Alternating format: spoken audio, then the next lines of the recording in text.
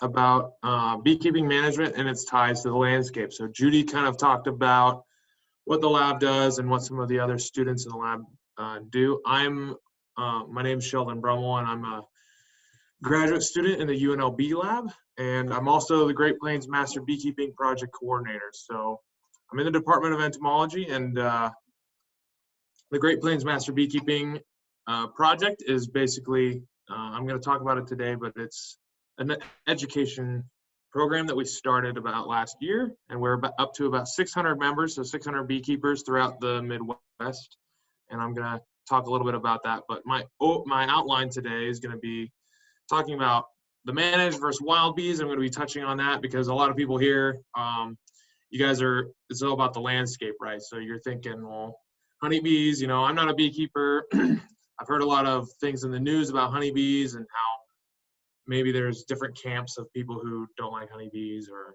they think they're detrimental or whatever. I'm going to address that, talk a little bit about that. Then I'm going to talk about how beekeepers help the landscape. I'm going to talk about how Great Plains Master Beekeeping ties in with that. Why you should care about this program even if you're not a beekeeper necessarily, and then I'm going to talk about challenges we have and then issues that we're addressing. So just to kind of start the discussion here, so managed bees versus wild bees. There's a lot of different camps and a lot of people. Sometimes this can get into being a little bit of a divisive topic, and I'll talk about why it shouldn't be. But basically, let's get some definitions straight first. So wild bees are going to be any species. They can be native and introduced, but they're not going to be managed. And a lot of those are solitary. So not all wild bees are solitary, but a lot of wild bees are solitary. And that just means, for those who are not aware, solitary means that they're like a single mom. They're going to mate, but then they're going to basically provision a nest all by themselves, either in the ground, like this one on the top picture, a digger bee, or some of them, the common and more easily recognizable ones like leafcutter bees, they're going to provision their nest in a hole in wood or in a reed, and they're going to provision that, and then they're going to wall it off with leaves, and that's kind of how people, they're easily recognizable because they cut the little leaf off, and you'll see them carrying it underneath them. But again, those are wild bees. They're not going to be managed. So managed bees, there are solitary managed bees. So we have blue orchard mason bees that people manage, and they'll basically keep them in little cardboard tubes, and they'll put them out in the orchard because they're very efficient pollinators. They're out early in the spring, and they pollinate apple orchards a lot. And then obviously the easy one is honeybees. Everyone knows what they look like and what they do. Bumblebees are actually also, there's certain species that are managed. They use them for greenhouses in the winter, and they'll use them for tomato pollination because tomatoes require buzz pollination, which is a type of pollination where the bee will change its wings and it'll vibrate in a certain frequency and it'll unlock pollen from a plant that is specific to bumblebees. So buzz pollinated plants are kind of like the bumblebee has a special key to unlock that pollen, and other bee species will just kind of fly right on by. And so we actually manage and rear bumblebees, and a lot of good research and knowledge we've learned about bumblebees is from observing these managed bumblebees. I would caution people against purchasing them and just releasing them, but they are managed, and you can actually just buy them online. Same thing with blue orchard mason bees. You can have them shipped straight to your house. But we're going to address the versus part. So a lot of people say honeybees versus native bees, and they'll bring up these articles about competition in the environment and things like that, and they use those to basically divide the camps and make people either make a choice or try to change the topic or try to change the conversation to, it's all in good intentions most of the time. It's to kind of change the topic from being only on honeybees, which is the public is very widely recognizable species. And so they're trying to change that topic, and they're trying to mold it into, let's talk about these very imperiled native bees.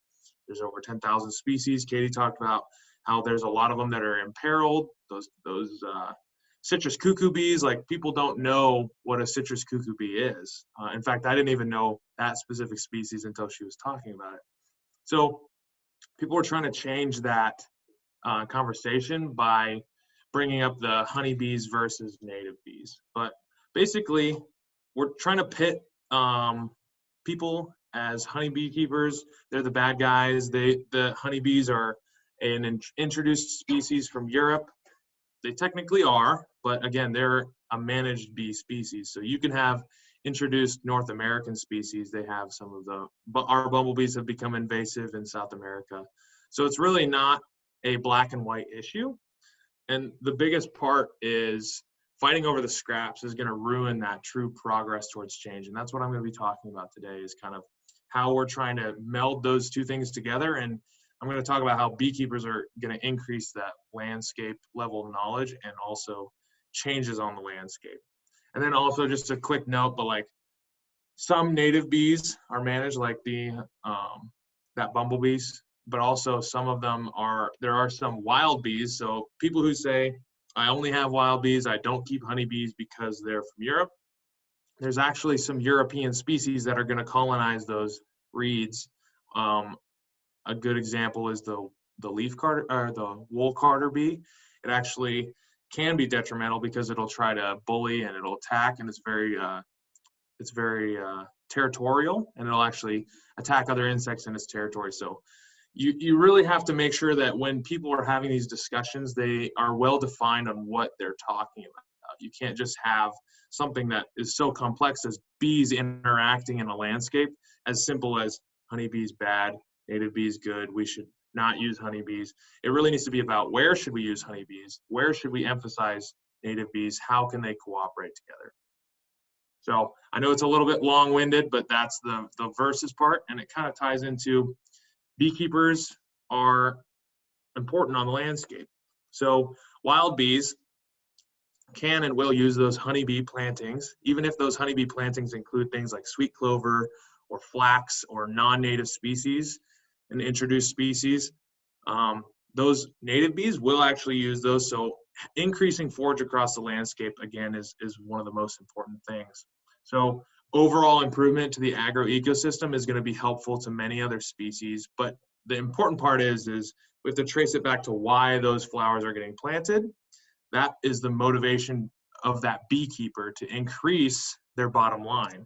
And honestly, if you think about it, a lot of things get a lot of funding and they get done very quickly when it increases people's bottom line. So if beekeepers aren't directly increasing habitat themselves, they're at least advocating for it. And it's I like to use the very common saying, rising tides lift all ships. So it's kind of like rising flowers are going to feed all bees. You could almost change the wording up a little bit.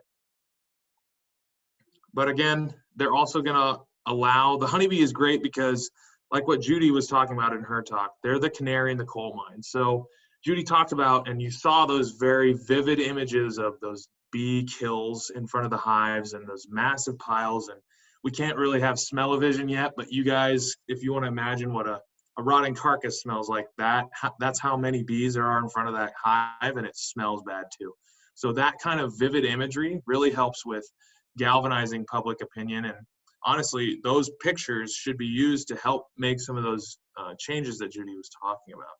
And so those honeybees specifically, because of their ease of management and able to be moved, you're allowed to pull pollen off of them for easier sampling. They're easier to collect and to observe. Like you saw with Judy's video, you can actually watch what they're doing and you can give them these inputs and see what's happening. Those are going to be great sentinel species for the rest. We weren't able to collect all the native bees in that area in ARDC, but I'm sure they're probably not doing well either, and that can be inferred from all that data and all those pictures that we saw with those honeybees. So how does Great Plains master beekeeping tie into all this? So we've talked about the importance of beekeepers in the landscape. We've talked about the importance of honeybees as an advocate species. And so now we're going to talk about the beekeepers.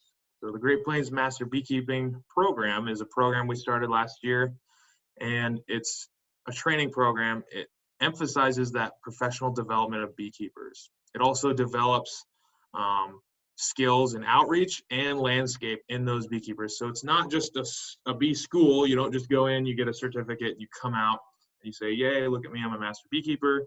You go in and it's a program, you get mentorship. I'll talk a little bit more about that. And we try to arm those beekeepers with professional development tools so that they can then continue training others and also go and advocate for bees on a state and national level. The kind of goal is that larger impact is going to be healthier honeybees, which is tied in with that healthier landscape. So again, on what we're modeled after, so it's similar to master naturalists and master gardeners. We have 3 tiers: apprentice, journeyman, master, and then you become a certified master when you complete a project. It's a self-paced program, and we can pretty much accept any beekeepers from ages 18 to, some of them are in their 70s and they've got 40, 50 years of beekeeping experience. The audience is very variable in both age, gender, and all of those different things. We've got a nice 50-50 split down the middle between males and females, and a lot of couples as well like to join the program together.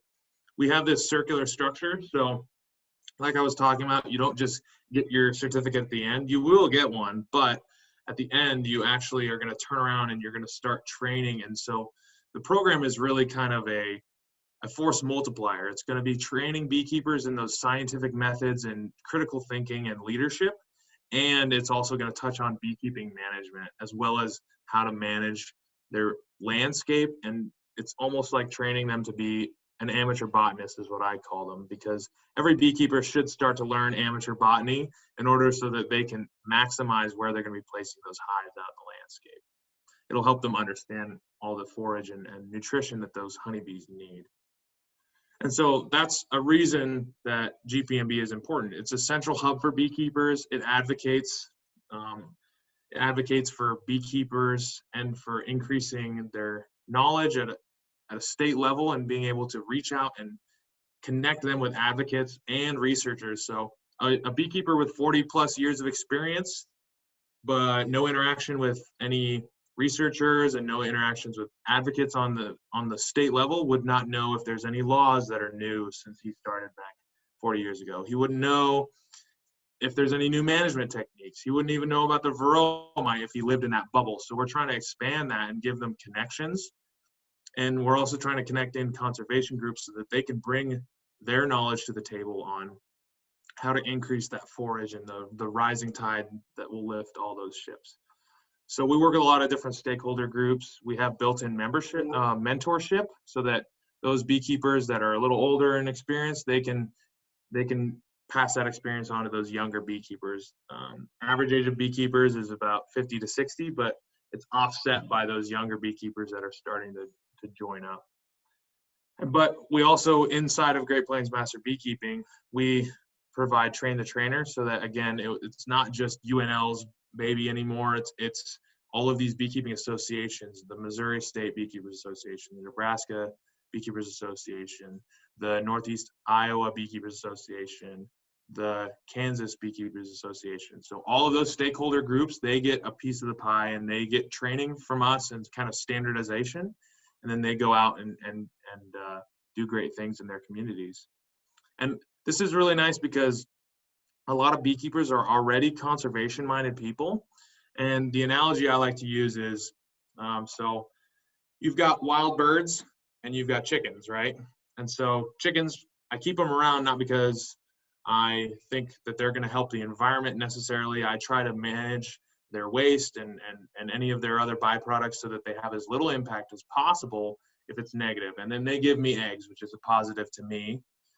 And then I've got my wild bird feeder, and I get to enjoy those wild birds. I get to see them. I get to watch them interacting in the wild. And so it's the same thing with the native bees. So I get to watch them in the wild, and I get to interact with them. I get to put out flowers for them. And then I have my honeybees, which I also keep. They give me a connection to nature. They give me honey, just like how I get to go out and manage my chickens and collect the eggs in the morning and feed them and whatnot. I can do the same things with my managed honeybees. So it's not a mutually exclusive thing. And using that analogy between the wild birds and the wild bees is actually great because you have certain people who might just be like, I want to help the bees, and they just hear that bees are in trouble, and then if they go out and get a hive and that hive dies because they don't know how to take care of it properly, then they're actually just a net negative on the environment and on their area, and they're discouraged and stuff, which that's really what we want to do. And that's what this exploratory beekeeping course is. I call it the appetizer to beekeeping. So we bring people in, we talk about what it costs, what the time commitments are for keeping honeybees, and all of those different things. And so it's an appetizer, and at the end we tell them, like, hey, if you want to help the bees, you don't have to keep honeybees. If you're keeping honeybees, you need to keep them for this reason. And it's for that closest to nature. You want to interact with these crazy stinging insects, and you want to take honey off of them, and you want to show your friends, and you want to be a beekeeper. Like, those should be reasons why, not just because you want to help. And then if people are like, yeah, this isn't for me, we can give them avenues of, here is how you help. Here's the Bumblebee Atlas. Here's native plant lists. Here's how you can build a native bee nest or a wild bee nest right outside your house. And so that's about 3 minutes. Thank you. So that's how we're going to be fighting that misinformation and also giving people that avenue. So we fight the misinformation by training beekeepers to be better beekeepers. A lot of things can go wrong with YouTube about teaching people the wrong things about their honeybees. So we try to take as many new beekeepers in as we can and train them on how to do things properly. That's because if they get discouraged, if their hives die, they're not going to be making changes in the landscape. They're going to be a loss to that kind of hook that we could pull them into the conservation world, and so that they could actually feel like they're making a difference and see the difference that they're making when their hives do better. So we're really trying to encourage people to keep their bees alive and do it the proper way by giving them those tools through our Great Plains Master Beekeeping training program. And it's also improving their lives because it's going to give them income.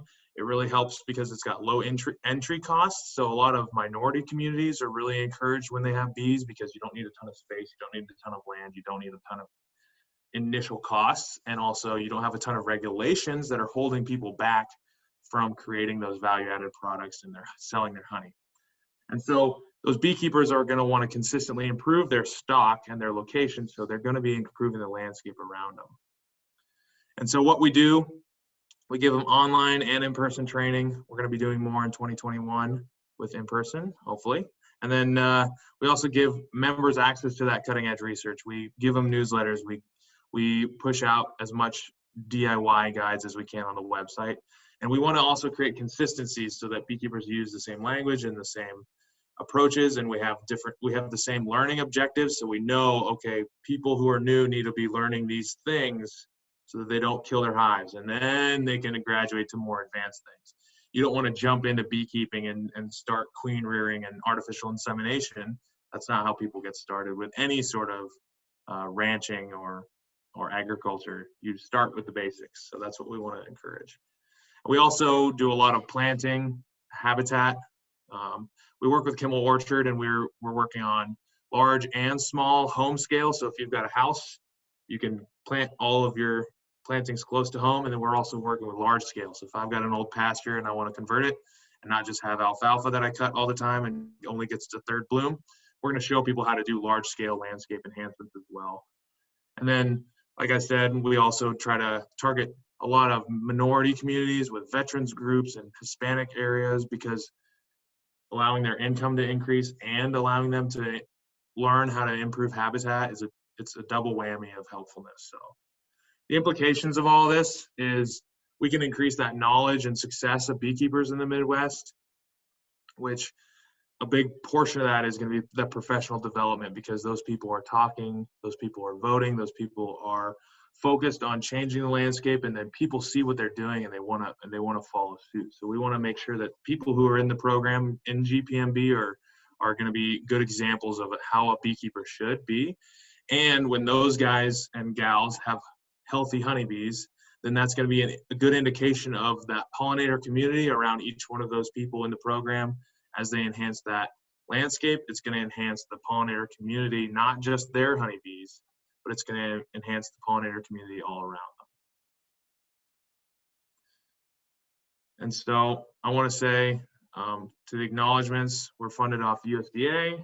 Great Plains Master Beekeeping is. I want to say thanks to my advisor committee. They helped me. Judy, she helped me a lot with all this, and the University of Nebraska Bee Lab and all of its members.